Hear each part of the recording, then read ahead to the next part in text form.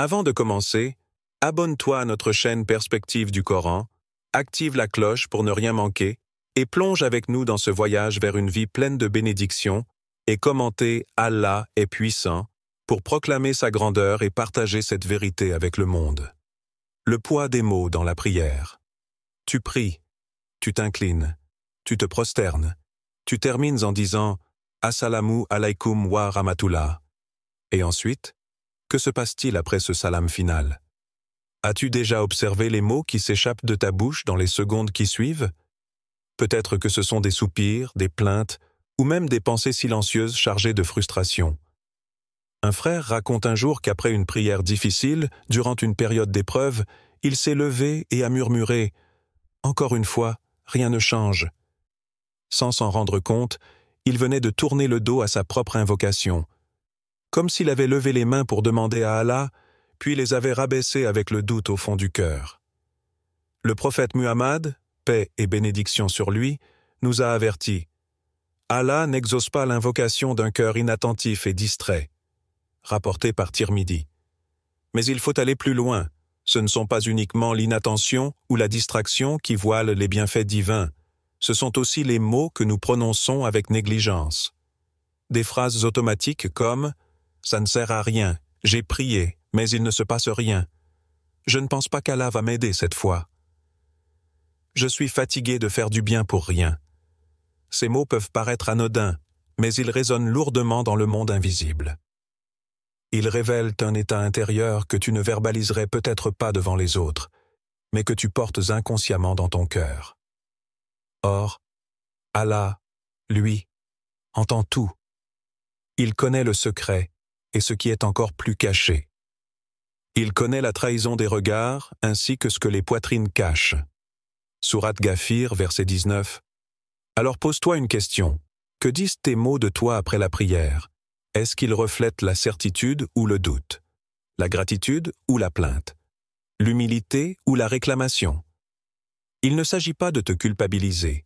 Il s'agit de t'éveiller, de comprendre que les paroles sont des graines semées dans le sol spirituel de ta relation avec Allah. Si tu y plantes le doute, tu récolteras la sécheresse. Si tu y plantes la foi, tu récolteras la lumière. Revenons à ce hadith rapporté par Muslim. L'invocation est l'essence de l'adoration. Si l'invocation est le cœur même du lien entre toi et Allah, comment peux-tu négliger les mots que tu prononces avant, pendant ou après cette adoration sacrée? Un autre verset du Coran te donne un repère essentiel. Dis, invoquez Allah ou invoquez le tout miséricordieux. Quel que soit le nom par lequel vous l'invoquez, à lui appartiennent les plus beaux noms. Et ne récite pas ta prière à haute voix, ni trop bas, mais cherche un juste milieu entre les deux. Sourate Al-Isra, verset 110. Ce verset t'invite à mesurer ta voix, mais aussi à mesurer ton intention. Tu ne pries pas pour te soulager émotionnellement. Tu pries pour établir une connexion. Or, toute connexion est sensible au langage. Si tu parles avec des mots qui ferment, comment veux-tu que les portes du ciel s'ouvrent? Un autre récit te fera peut-être réfléchir plus profondément. Ibn al-Qayyim rapporte qu'un homme pieux, lorsqu'il priait, restait silencieux quelques secondes après le salam. Lorsqu'on lui demanda pourquoi il ne parlait pas immédiatement, il répondit « Je donne le temps à mon cœur de dire à Allah « J'ai terminé extérieurement, mais je suis encore en sa présence intérieurement. » Il comprenait que chaque mot proféré dans cet instant est un témoin de notre relation avec Allah. Maintenant, réfléchis. Quand tu termines la prière, est-ce que tes mots prolongent le lien avec Allah ou le brisent? Est-ce qu'ils disent « Ya Rabbi, j'attends de toi » ou plutôt « C'est inutile, j'en ai marre ». Allah t'a déjà répondu dans le Coran d'une manière directe « Et lorsque mes serviteurs t'interrogent sur moi, alors je suis tout proche. Je réponds à l'appel de celui qui m'invoque quand il m'invoque. » Sourate Al-Baqarah, verset 186. Mais cette promesse divine est précédée d'une condition silencieuse, la sincérité et la confiance dans la réponse. Si tu doutes au moment même où tu demandes, ce n'est pas Allah qui s'éloigne de toi, c'est ton propre cœur qui construit un mur. Alors demande-toi maintenant, quel est le poids réel de tes mots quand tu pries? Portent-ils ta foi ou ta fatigue? Sont-ils un lien ou une rupture? Tu ne pries pas pour satisfaire une obligation uniquement. Tu pries pour rencontrer ton Créateur, lui parler et écouter intérieurement sa réponse. Ne laisse pas des paroles non mesurées réduire ce moment sacré à un simple rituel. L'histoire de l'homme qui a tout perdu à cause d'une phrase, le prophète Muhammad, paix et bénédiction sur lui, n'a pas rapporté cette histoire comme un simple avertissement, mais comme un miroir destiné à tous ceux qui parlent sans mesurer la portée de leurs mots. Il a dit, selon un hadith authentique rapporté par Bukhari, qu'un homme a vu un autre tomber dans le péché.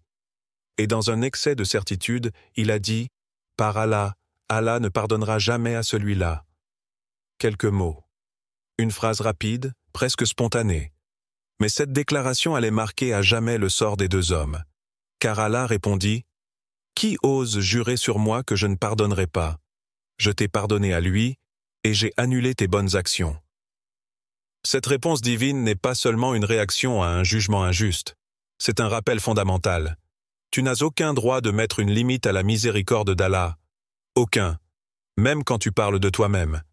Même quand c'est ta propre prière, ton propre destin, ton propre péché. Et pourtant, combien de fois répètes-tu les mêmes erreurs que cet homme? Tu ne dis peut-être pas « Allah ne pardonnera pas à un tel », mais tu dis « Allah ne me pardonnera pas ». Je ne mérite pas qu'il me réponde. Je suis sûr que mes invocations sont rejetées. Tu ne condamnes pas quelqu'un d'autre, mais tu te condamnes toi-même. Et tu le fais avec les mêmes mots, la même prétention, la même ignorance du nom le plus élevé, Ar-Rahman. Ce n'est pas un simple manque de foi, c'est un acte d'arrogance cachée, car celui qui affirme qu'Allah ne lui pardonnera pas est en train de dire, indirectement, « Je sais mieux qu'Allah ce qu'il fera ». Et cette posture intérieure, aussi subtile soit-elle, est d'une gravité immense. Un érudit disait « Le désespoir déguisé en humilité est une des armes les plus puissantes de Shaitan. Il ne te pousse pas forcément à renier la foi. Il te pousse à douter de ta place auprès d'Allah. Et c'est ce doute-là qui coupe la racine de ton espoir. » Le verset suivant devrait te suffire pour comprendre l'ampleur de ce que tu dis parfois sans t'en rendre compte. Dis, ô mes serviteurs qui avez commis des excès à votre propre détriment, ne désespérez pas de la miséricorde d'Allah, car Allah pardonne tous les péchés. Oui, c'est lui, le pardonneur, le très miséricordieux. Sourate Az-Zumar, verset 53. Tous les péchés. Pas certains, pas ceux des pieux, pas ceux qui prient en larmes, tous, et cela inclut le tien, même si tu l'as répété, même si tu as honte, même si les gens te rejetteraient pour ça. Alors pourquoi insistes-tu à prononcer des phrases qui ferment la porte qu'Allah a lui-même laissée grande ouverte? Tu pries, tu demandes, mais au fond de toi tu dis « Je ne mérite pas ». Mais qui t'a dit que le pardon se méritait? Qui t'a dit que la réponse divine dépendait de ta perfection? Ce que tu ignores peut-être, c'est que ce genre de phrases ne sont pas simplement des constats. Ce sont des accusations dirigées contre Allah, même si tu ne le formules pas ainsi. Tu l'accuses de négliger, d'ignorer, d'être distant, alors qu'il a dit « Je suis tout proche. Je réponds à l'appel de celui qui m'invoque quand il m'invoque. » Sourate Al-Baqarah, verset 186.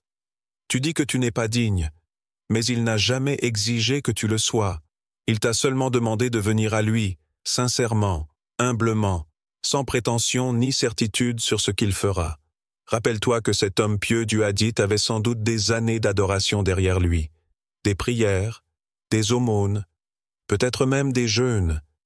Mais une seule phrase l'a ruiné, pas parce qu'elle était vulgaire, pas parce qu'elle contenait un mensonge, mais parce qu'elle imposait une limite à la volonté d'Allah. Alors interroge-toi sérieusement. Combien de fois dans ta prière, dans tes douas, dans ton cœur, as-tu prononcé ces paroles qui coupent le lien avec celui qui t'a créé? Pas par méchanceté, mais par ignorance de sa grandeur et de sa clémence. Et si tu veux un signe pour arrêter, le voilà. Ce verset que tu entends aujourd'hui, ce rappel que tu reçois maintenant, c'est peut-être la réponse d'Allah à tes dernières invocations, même celles que tu pensais ignorer. Les paroles à éviter qui ruinent ton lien avec Allah. Tu veux t'approcher d'Allah, tu veux qu'il réponde à tes invocations, qu'il t'ouvre une porte, qu'il t'accorde sa lumière. Mais es-tu conscient de ce que ta langue construit ou détruit à chaque phrase que tu prononces? Je prie, mais ça ne marche pas. J'ai tout essayé, mais rien ne change. Allah ne m'écoute jamais. Ces phrases te semblent peut-être anodines, des soupirs de fatigue, des réactions humaines. Mais dans le monde spirituel, ce sont des poisons. Pas parce qu'Allah se vexe, mais parce que ces paroles ferment ton propre cœur. Et quand le cœur se ferme, même la lumière la plus pure n'y entre plus. Réfléchis bien. Ces phrases sont en réalité des accusations voilées. Tu n'as pas l'intention d'insulter ton Seigneur, bien sûr. Mais en disant que ta prière ne marche pas, tu parles d'Allah comme s'il était une machine qu'on déclenche avec un bouton. Tu veux une réponse instantanée, un résultat visible, une preuve immédiate. Et quand tu ne l'obtiens pas, tu conclus « ça ne sert à rien ». Mais sais-tu ce que cela révèle au fond? Un attachement au résultat, et non à Allah lui-même. Une attente d'efficacité, pas une posture d'adorateur sincère. Le croyant authentique, lui, prie même dans le silence. Il pleure sans savoir s'il est entendu. Il continue d'invoquer, même si le ciel reste apparemment vide. Pourquoi? Parce qu'il a compris une chose. Ce n'est pas la réponse visible qui prouve qu'Allah l'écoute. C'est le simple fait de pouvoir continuer à l'invoquer, de ne pas désespérer, malgré l'absence de signes. Et quand tu dis « j'ai fait tout ça pour rien », sais-tu à quel point cette phrase est grave? Tu annules toi-même des années de prière, de lutte intérieure, d'efforts silencieux. Tu piétines ta propre sincérité, juste parce que tu ne vois pas encore les fruits. Mais Allah t'a déjà entendu. Il a déjà compté chacun de tes soupirs. Tu crois que rien ne s'est produit, mais c'est ton cœur qui ne regarde pas au bon endroit. Reprends l'exemple du prophète Aïyoub, paix sur lui. Voilà un homme qui a tout perdu, ses enfants, sa santé, ses biens, son entourage. Il n'était plus qu'un corps malade, isolé, brisé. Mais jamais tu ne trouveras dans ses paroles une plainte contre Allah. Jamais. Il a simplement dit « Le mal m'a touché, et tu es le plus miséricordieux des miséricordieux. » Sourate Al-Anbiya, verset 83. Pas de rancune, pas de colère, pas de « Pourquoi moi ?» Il n'a pas dit « Tout ce que j'ai fait pour toi, et voilà ce que je reçois. » Non. Il a gardé sa place, celle d'un serviteur. Il a reconnu la douleur. Mais il n'a pas mis en accusation la sagesse divine. C'est cette posture-là qui sauve. Ce silence plein de confiance. Cette parole mesurée. Cette certitude que si quelque chose tarde, c'est pour un bien, même si je ne le comprends pas encore. Alors aujourd'hui, regarde bien ce que tu dis. Observe les phrases que tu laisses échapper quand la fatigue te gagne. Parce que ce sont souvent ces moments-là qui dévoilent la vérité de ta relation avec Allah. Est-elle basée sur l'intérêt ou sur l'amour? Sur la patience ou sur l'impatience? Sur la reconnaissance ou sur la frustration? Souviens-toi, une seule parole peut détruire des années de bonnes actions. Pas parce qu'Allah est injuste, mais parce que ta langue témoigne de ce que ton cœur croit vraiment. Si tu dis « Allah ne m'aide jamais », ce n'est pas lui que tu diminues. C'est toi-même que tu exclus de sa miséricorde, parce que tu t'es détaché du seul espoir qui pouvait encore te relever. Et si cette vidéo t'atteint aujourd'hui, si ce rappel te secoue maintenant, c'est peut-être qu'Allah veut justement te ramener à lui avant qu'il ne soit trop tard. Alors, à partir d'aujourd'hui, surveille tes paroles. Pas pour devenir rigide ou silencieux, mais pour devenir conscient. Dis-toi à chaque fois, est-ce que cette phrase me rapproche d'Allah ou m'en éloigne? Parce que dans les moments de crise, dans la douleur, dans l'attente, ta langue est l'écho de ta foi. Et parfois, un mot suffit pour que le ciel s'ouvre ou se ferme. Les mots qui apportent la lumière dans ta prière. Parfois, ce n'est pas une longue prière qui te transforme. Parfois, ce n'est même pas une nuit entière en prosternation. Mais juste quelques mots, glissés entre deux respirations, murmurés avec sincérité, pensés avec le cœur. Le prophète, paix et bénédiction sur lui, l'a prouvé lorsqu'il a pris la main de son compagnon et lui a dit « Ô Muad, par Allah, je t'aime. Alors ne laisse pas de dire à la fin de chaque prière « Ô Allah, aide-moi à t'évoquer, te remercier et t'adorer de la meilleure manière. » Rapporté par Abu Daoud. Regarde bien ce hadith. Ce n'est pas juste une invocation, c'est une transmission de lumière, une parole d'amour du prophète à son compagnon, une prière courte mais immense, une prière qui demande d'être meilleur dans la prière, plus conscient, plus reconnaissant, plus connecté, Et c'est peut-être là le secret. Tu n'as pas besoin d'en dire beaucoup. Tu n'as pas besoin d'une voix parfaite ou d'un vocabulaire sophistiqué. Mais tu as besoin de vraiment vouloir. De demander, avec ton cœur, l'aide d'Allah pour mieux l'aimer.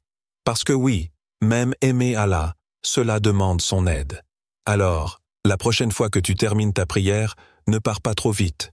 Reste assis encore quelques secondes et dis, doucement, intérieurement, « Ya Allah, aide-moi à t'évoquer, te remercier et t'adorer de la meilleure manière. » Et dis-le comme si tu parlais à celui qui t'écoute vraiment. Parce que c'est le cas. Tu veux que ta prière s'illumine?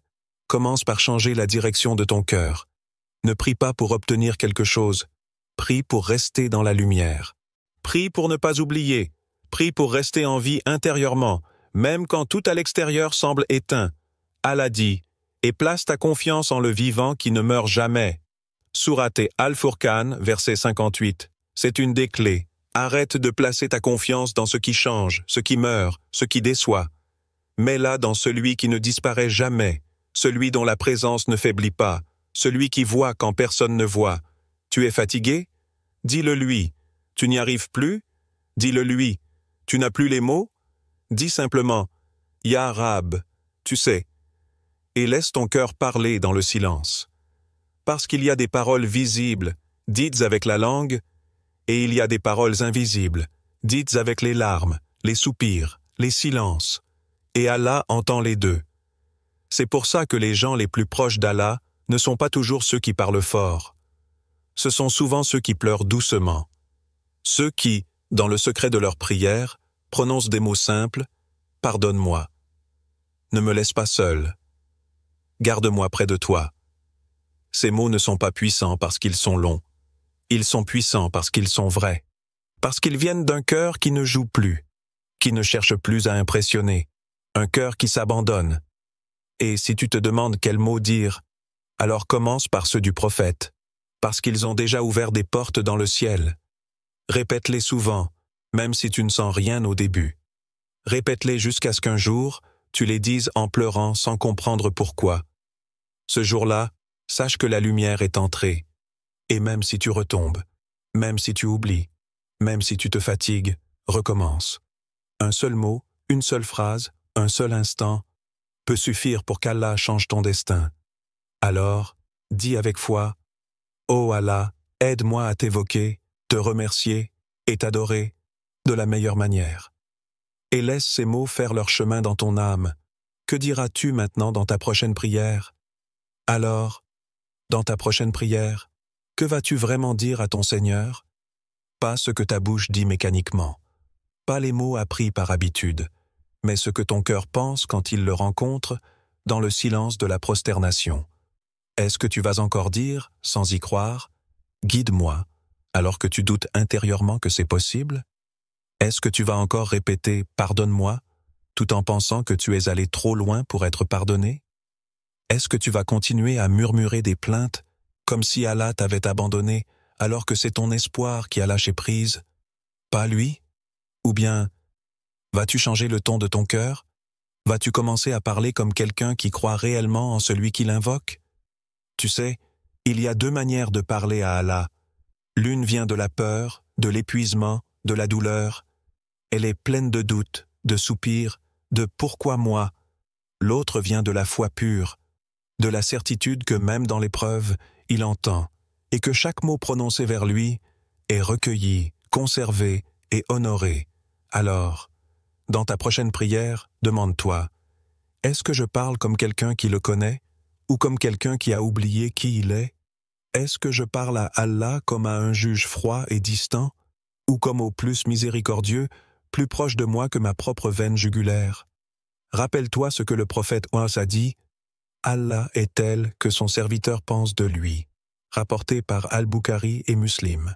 Si tu penses qu'il t'a oublié, tu risques de ne plus remarquer qu'il t'aide tous les jours. Si tu penses qu'il ne t'aime plus, tu risques d'ignorer tous les signes discrets de sa douceur.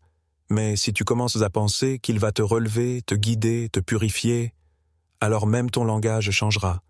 Tu diras « Ya Allah, je ne comprends pas tout, mais je te fais confiance. Même si je suis brisé, je te parle encore, car je sais que tu répares. Même si je tombe encore, je reviens, parce que tu es celui qui aime qu'on revienne. Et tu verras, plus tes mots seront ancrés dans la certitude, plus ta prière deviendra un lieu de guérison. La langue du croyant est le reflet de son cœur. Et le cœur du croyant, lorsqu'il est pur, humble et tourné vers le ciel, ne dit que des paroles qui ouvrent les portes du pardon, de la lumière et de la proximité. Alors pose-toi la vraie question.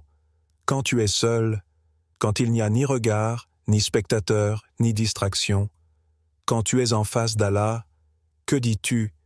Est-ce que tu te plains plus que tu ne remercies? Est-ce que tu parles à ton Seigneur comme à un inconnu, ou comme à ton Créateur, ton Sauveur, ton refuge? Ce moment, dans ta prière, où ton front touche le sol, ce n'est pas juste un geste, c'est un retour à ton essence. C'est toi, dans ta plus grande vulnérabilité, face à celui qui t'a donné la vie, la foi, le souffle. Alors ne le gâche pas avec des paroles sèches, vides, mécaniques. Offre-lui ce que tu as de plus vrai. Dis-lui tes failles. Dis-lui tes fautes. Dis-lui tes espoirs. Dis-lui tes larmes, même sans les pleurer. Et surtout, dis-lui que tu veux revenir à lui, même si tu n'as pas encore trouvé le chemin. Car parfois, le simple fait de vouloir revenir à Allah vaut bien plus que des années d'adoration sans conscience. Alors, que diras-tu dans ta prochaine prière? Des mots qui construisent un pont vers lui, ou des mots qui t'éloignent sans que tu t'en rendes compte? Souviens-toi, il n'y a pas de mots perdus dans la langue du cœur. Chaque parole sincère, chaque souffle dirigé vers Allah est une graine plantée dans l'invisible. Et un jour, par sa permission, cela deviendra un arbre d'ombre, de fruits et de paix éternelle.